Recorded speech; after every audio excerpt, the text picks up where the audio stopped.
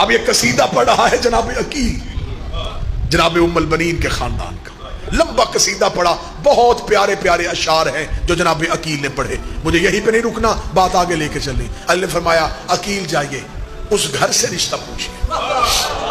اب جناب عقیل گئے حزام کے ہاں، اور عرب دستور کے مطابق 3 دن مہمان رہے. ہاں یہ عربوں میں دستور تھا بڑے خاندانوں کا، شرفا کا دستور تھا، شرفا کا یہ دستور تھا. یہ مہمان آتے ہی 1 دن میں واپس چلا جاتا، اس سے توہین سمجھتے تھے.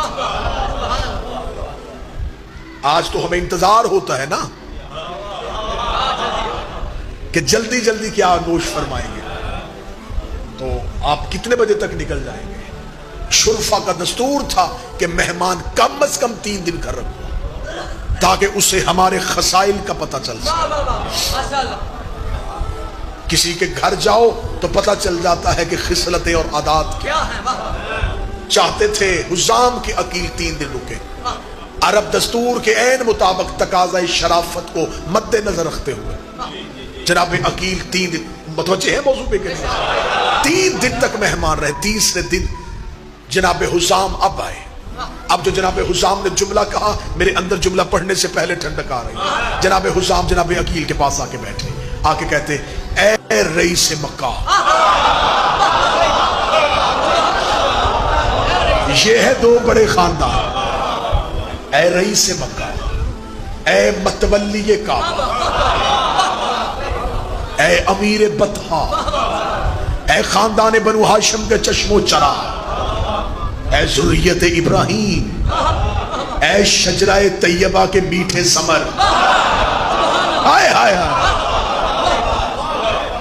اے عربوں کے دلارے خاندان کے فرد، زحمت گوارا کی ہے، میرے قبیلے میں آنے کی وجہ پوچھ سکتا ہوں. جناب عقیل نے سر اٹھا کے کہا اے بنی کلاب کے سردار، اے عربوں کو بہادری کے فن سکھانے والے حزام، اے وہ حزام جس کا نام عرب کے بہادر اپنی تلوار کے قبضے پہ لکھتے ہیں، اے کبھی بھی مظلوم پہ حملہ نہ کرنے والوں، ظالم کو ہمیشہ اس کی عبرتناک انجام دینے والے خاندان کے فرد. اگر قصیدہ وہاں سے پڑھا گیا تو قصیدہ ادھر سے بھی پڑھا گیا.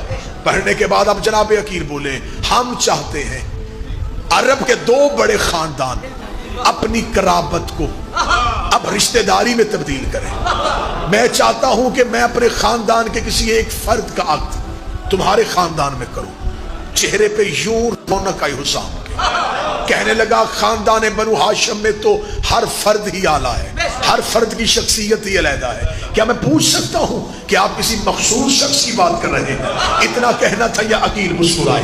جملہ پڑھوں گا دیواریں بولیں گی. عقیل مسکرا کہتے ہم چاہتے ہیں کہ ہم اپنے بھائی علی کا عقد تمہارے قبیلے میں کریں. علی کا نام آنا تھا. حسام اٹھا، سر سے تاج پھینکا، سر سجدے میں رکھ کے کہتا میرے اللہ تیرا شکر ہے، میرے گھر اس کا رشتہ آیا ہے جو تیرے گھر آیا ہے.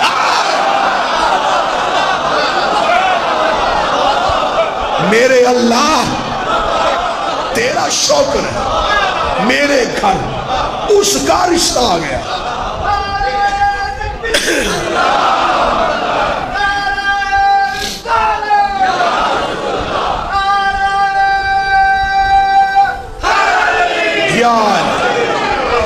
موضوع پسند ہے سرکار؟ میرے گھر اس کا رشتہ آ گیا جو تیرے گھر آ گیا.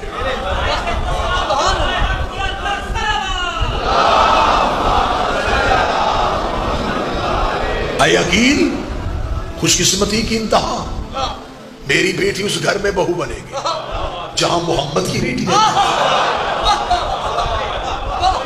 اگلی سطر پڑھوں تو سید مجھے دعا دینا.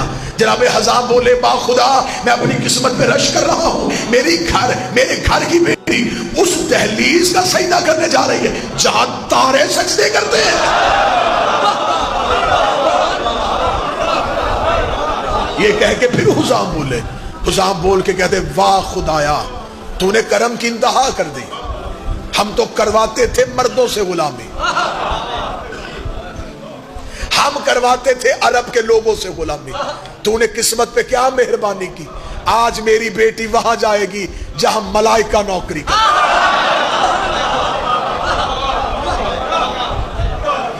آنکھوں میں خوشی کے آنسو, دونوں ہاتھ ماتھے پہ رکھے گا, شکریہ عقیل تم نے اس خاندان کو اس قابل سمجھا کہ ہم وہی والے خاندان کے ساتھ رشتہ داری میں منسلک ہو جائیں.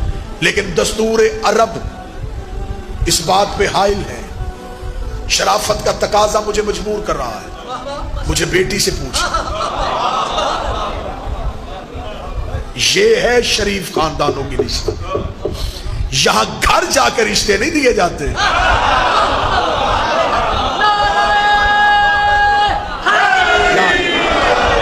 یہاں منتیں کر کے رشتے نہیں دیے جاتے. اتنے بڑے خاندان کا فرد بیٹھا اور باپ کہہ رہا ہے کہ میں بیٹی سے پوچھوں. گھر کے اندر آئے, جناب فاطمہ کلابیہ کی ماں سے کہا پردے کا انتظام کرو, میں بیٹی سے بات کرنا چاہتا ہوں. گھر کے اندر پردہ لگا, حزام پردے کے باہر بیٹھے, جناب فاطمہ کلابیہ پردے کے اندر بیٹھے.